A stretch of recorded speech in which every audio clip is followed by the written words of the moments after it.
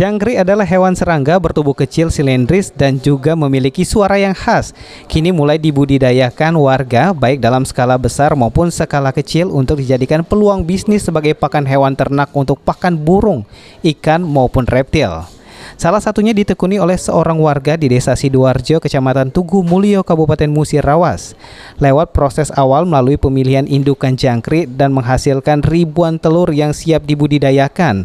Selanjutnya bakal jangkrik ini disebar dan diberikan makan selama 1 bulan dalam kotak yang telah dirancang khusus. Dengan kapasitas kotak nantinya bisa menghasilkan 10-15 kg jangkrik besar siap panen dan dijual saat jangkrik telah berumur 1 bulan.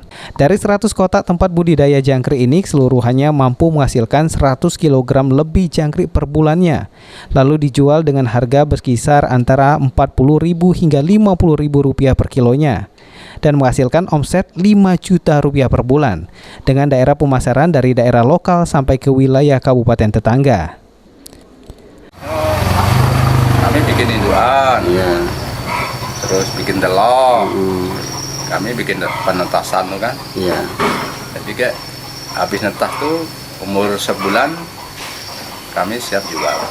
Untuk pemasarannya ya daerah kami sudah meliputi, selanjutnya sampai ke daerah tetangga. Daerah Selangun, daerah Sekayu, sampai ke Lahat juga. Per kilonya kami kalau untuk pengepul tuh sekitar 40-an. Kami kalau kami itu ngeteng 50. Per bulannya berapa? Rata-rata 5 jutaan lah kira.